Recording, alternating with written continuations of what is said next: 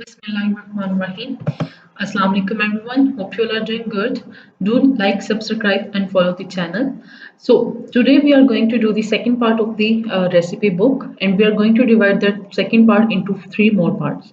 So in the first part, we will be doing the database connection file completion, and we will be completing the view for the search, update, and the delete panel. In the second part, we will be showing the recipe list in our search part and the recipe data. In the next third final part, we will be doing the update and the deletion of a particular recipe. So let's begin with our first part, that is the database connection file and the view design. So remember, while we were coding the last time, in the DB connection file, we left out the select statement execution. So today we are going to complete it. But before going for the completion, let's first see what we did in the last lecture. So here, let me execute it. Run as Java application. So this was what we did in the last lecture, recipe book tutorial part 1, in which we can add any particular recipe into our databases. So the user only requires to give it a title, select a category, give the ingredients and the recipe. So let's add a particular recipe, say recipe alt, and let's say it's Thai recipe. The ingredients will be, let's say, T1, T2, T3, and recipe could be sequence of actions to follow. I'm just adding sample data, and we click on the save recipe, and the recipe has been added successfully, and this recipe has went to our DB. So let's see. Let me show you the database. So right here, I have different recipes data. So and right here, recipe alt Thai T1, T2, and sequence of actions to follow that we have just added. So this was working perfectly. Now we need to go ahead and complete up the first part of our tutorial, that is the view and the database connection file. So let's complete it. So first of all, we are going to do the database connection file. So let me open the DB connection. So here in the last lecture, we did the init MySQL JDBC connection. Then we did the close connection, query execution, and then we added a function for executing the insert and update queries.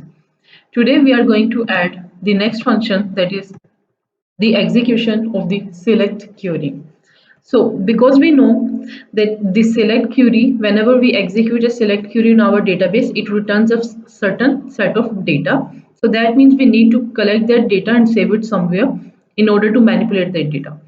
So I will say public result set, result sets execute select, and the function will take a string query.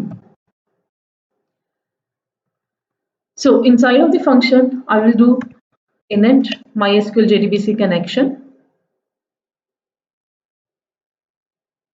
Then I will declare an object of the result set and the result set of the type of java.sql rs, and I will set this rs to null initially. Now after executing the select query, I will save the result in this rs and I will return the rs, right, the result set. This result set will contain the results of the select query. So here we are going to make a statement to execute. So stat is equals to con dot create statement, and then we are going to execute this particular query that is in our parameter, which will return me some result set, and I will save that result set into my rs, that is the object of the result set. So I will say stat dot execute query, and I will pass the query to it. Right, so it has returned me some result set which I have saved into my rs. Of course, it's giving me a exception of try catch, so I will surround it with the try catch right here and add this into this as well. So till here my database connection file is completed. Now whenever I have an select query, I will pass that query into this function and it will execute that query, get the result in result set, and returns me the result set. Okay, let's move ahead into the view. The first part is done. Now we need to complete our view. So in the view, we last time we had a main view in which we had a design. In the design, I had this add recipe and the title, the category, the ingredients and recipe and everything. Now we are going to add another panel. So J panel from right here, drop the panel here, make the layout absolute, go to the source, change the name and make it recipe manager. So just like last time, we are not going to design this panel right here. We are going to add another panel, new, other, J panel, and I'm going to name this panel recipe manager. And this panel has been added, and just like last time, we are going to, instead of new J panel, I'm going to say new recipe manager. And our main view is ready. It has two panels, add recipe and recipe manager. So let me close this.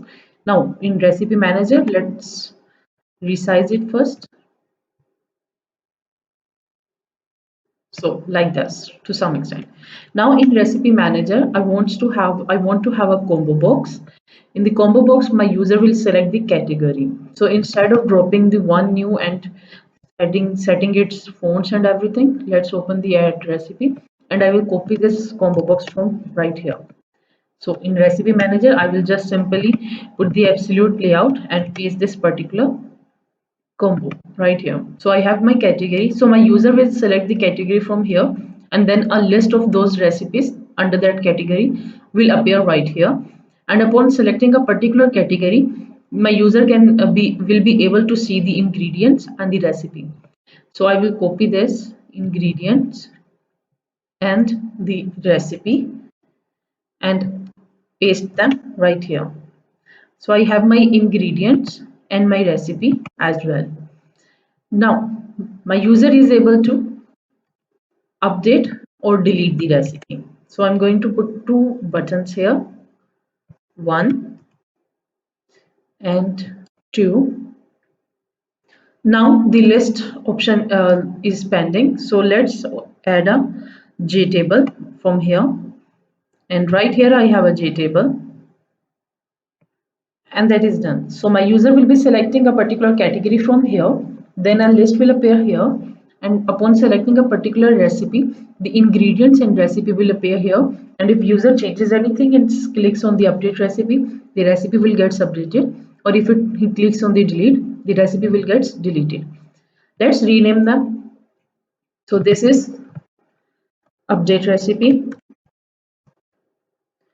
this one is delete recipe,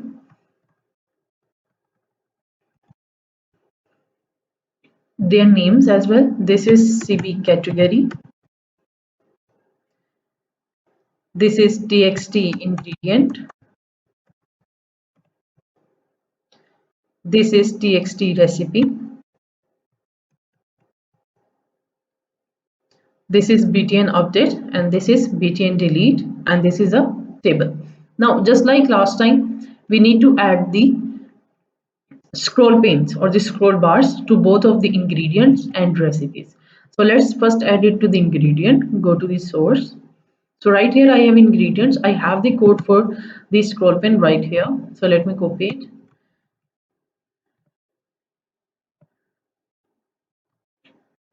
and paste it right here. Now we have this scroll pane, we need to import the Java string scroll panes. So right here. Now the bounds should be same. So let's copy the bounds, paste them right here. And that's it. My scroll bar has been added to my ingredients. Let's see. Yes, it's showing me a scroll bar. Now it's time for the recipes. Go to the recipe. Let's copy the code once again.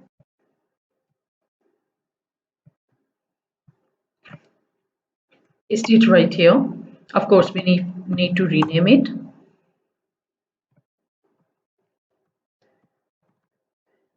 And this time it's for recipe. And the bounds should be same right here. Go to the design, and the scroll bar for the recipe has been added as well. The last thing that we are left with is this JTable. Now let's assume that we have a recipes like 100 in a particular category. This space will not be enough to show all of those recipe titles. So we need to add a scroll bar to this table as well. So go to its source, and I have the code for the J scroll bar for the table here as well. So I'm just copying it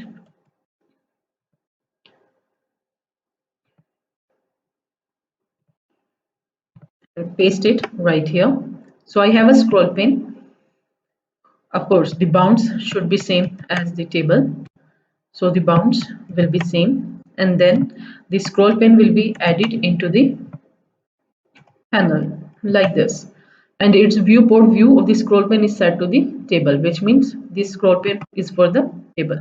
So now if you click it, you can see a scroll pin, but if you drop down from the components, you can see the table right here. And if you want to add any property to the table, you can add it right from here. We are left with one thing, the category combo box model. So let's copy the model from here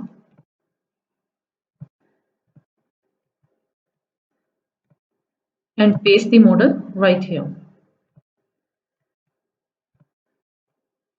And this is done. So we are done with the model right now. Let's see how it looks in the main view. Go to the design, recipe manager. Okay, it's a bit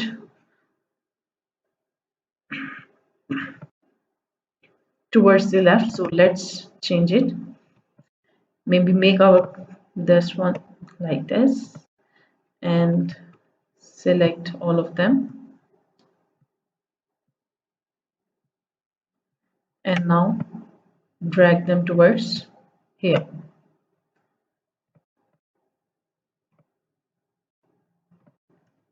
Now let's go to the main view and see if they fit. And in the main view, yes, they fit from now. So we are done with this.